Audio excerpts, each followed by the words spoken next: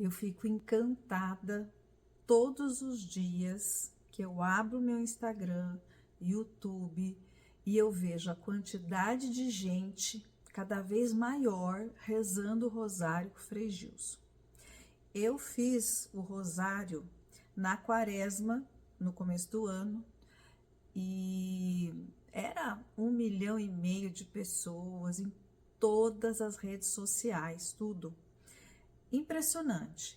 E uma coisa que me chamou a atenção, que me deixou assim muito feliz, foi que eu vi muitos evangélicos rezando de madrugada com o Frei Gilson.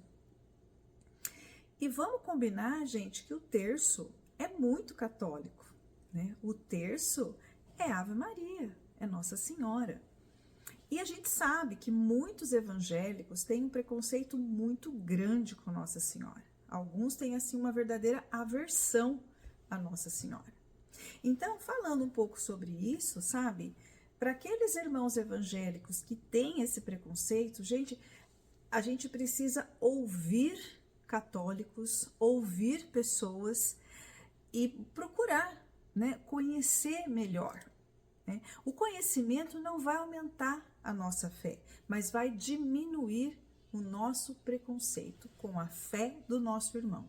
Isso é muito importante. Primeira coisa, nós não adoramos Maria e nós não adoramos os santos. Maria não é deusa. São José, São Pedro, São João não são deuses, são santos. Eles não são onipresentes, eles estão no reino do céu. A gente não acredita e a gente não quer e espera ir para o reino do céu, eles já estão lá, consagrados em nome de Jesus no reino do céu. E com a permissão do Senhor, eles podem interceder por nós. E sabe o que significa a intercessão? Quando o seu filho está doente, quando o seu marido vai viajar, quando alguma pessoa da sua família precisa de uma oração e pede essa oração para você, você não faz a oração? Você não ora? Então, isso é interceder. E nós acreditamos que os santos estão no reino dos céus, com a permissão do Senhor, intercedendo por nós. É isso, sabe? Então, assim, se nós estamos certos, ou se são os evangélicos que estão certos, ou se é uma outra religião que está certa, olha, cada um tem a sua crença, cada um professa e vive a sua fé. E é importante que a gente não tenha preconceito, mesmo não acreditando ou não concordando, mas que a gente não tenha preconceito nenhum com a fé do nosso irmão, tá certo? Até porque a gente vê um movimento muito grande entre as religiões. Pessoas que eram dessa religião agora são daquela, enfim, existe esse movimento. E por que será? E por que será que existe esse movimento? Porque as pessoas estão buscando aquilo que faz sentido para elas, tá certo? E quando elas se encontram, graças a Deus, seja a fé que for, seja a crença que for. Com relação às imagens, muitos evangélicos, já, graças a Deus, já entenderam o que as imagens significam para o católico. E quem são os evangélicos que entenderam o que as imagens significam para nós? Aqueles que se desprenderam dos seus preconceitos, buscaram conhecimento e se aproximaram de nós como verdadeiros irmãos. E não como rivais, porque na fé não existe rivalidade. Na fé existe união. Então, as imagens para nós são assim, a representação daquele santo. Ah, mas o católico se ajoelha diante de uma imagem, coloca flor na imagem. Tá, mas quando o católico faz isso, ele faz numa representação daquela imagem. Ou seja, se aquela imagem que está ali, né, seja de qual material ela for, ela se quebrar, ela se corromper, se danificar, é só uma imagem. Nós vamos recolher com todo respeito, porque é uma imagem consagrada, e vamos jogar no lixo. vamos descartar essa imagem, simples assim. Aquela imagem, ela não é em si o santo, ela é somente a representação dele. Quando a foto de uma pessoa que você ama rasga ou danifica, mancha, você deixa de amar aquela pessoa? Claro que não, mas simplesmente aquilo é um pedaço de papel que vai ser descartado. A imagem para nós é exatamente essa.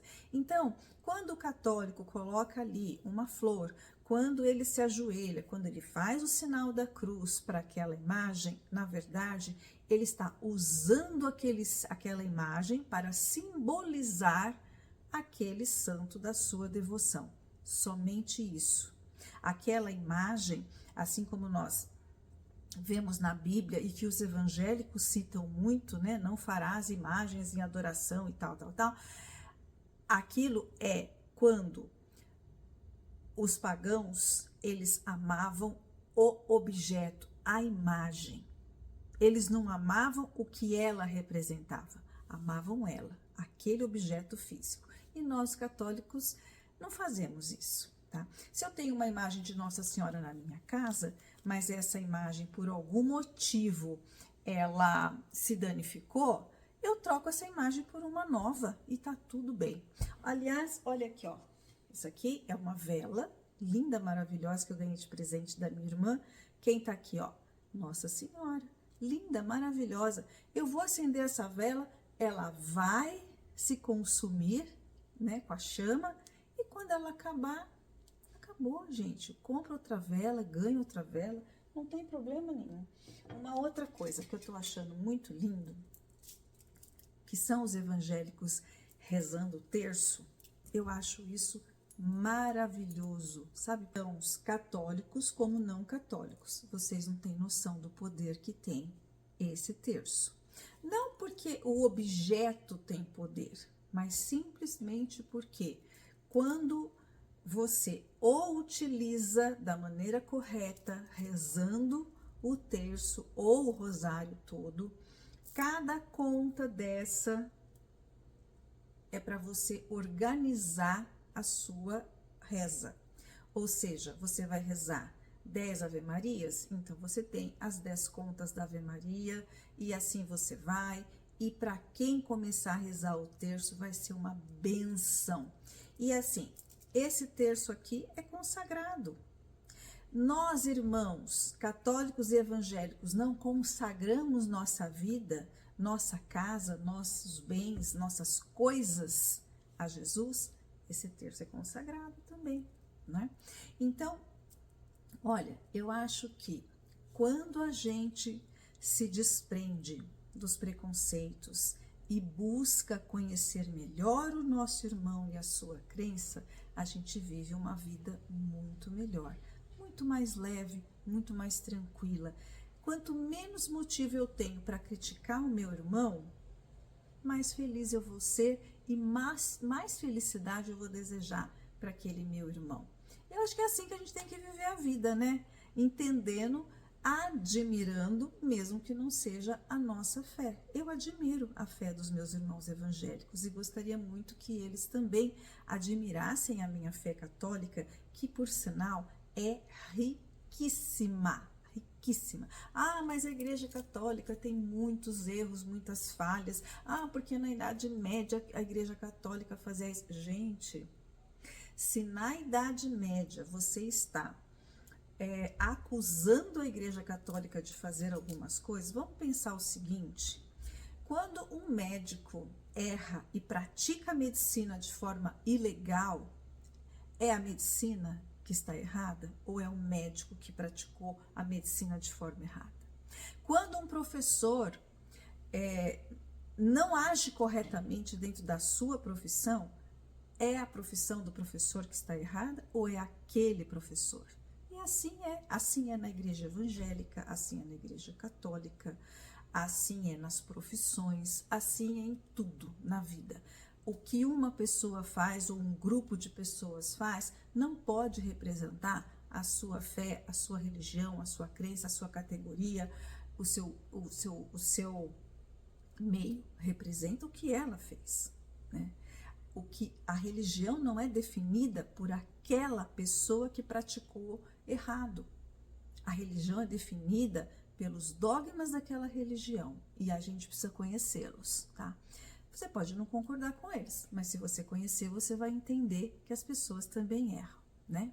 E muito. E hoje mesmo, hoje em dia, a gente vê padres errando e pastores evangélicos errando muito, né? Pastores evangélicos enriquecendo de forma ilícita e empobrecendo o seu rebanho. E a gente vê também muitos padres envolvidos em escândalos, em coisas erradas, e isso não define a igreja, nem a católica, pelos erros dos seus padres, e nem a evangélica, pelos erros dos seus pastores. Então, vamos separar o que do quem e vamos nos orientar melhor na nossa fé cristã.